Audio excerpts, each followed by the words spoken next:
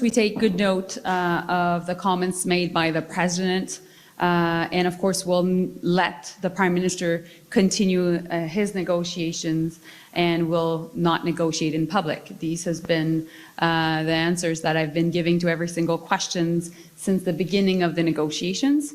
What I wanted to emphasize today is, as Minister in charge of industries and of the economy, is we are not alone in this world. We need to be closer to our allies. And that is why today is so important. It's been only 15 days that the Prime Minister signed an agreement with the EU to make sure that not only, of course, that we have free trade agreement, but that we are very closely aligned on defense and on all our industrial policies. And we're trying to make sure that ultimately, while the US is becoming weaker, we will become stronger, and we will diversify and turn ourselves towards Europe. We saw the Prime Minister push the deadline for these negotiations to August 1st. I'm wondering why that strategy and why not, for instance, more counter tariffs in this case?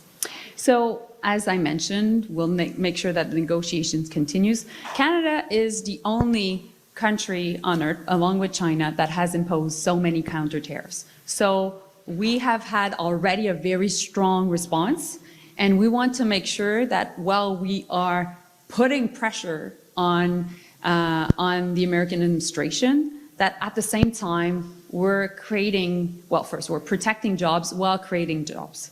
And we're making sure that we're doing this economic diplomacy, which usually would not necessarily be the case in a normal world, but we're not in normal times.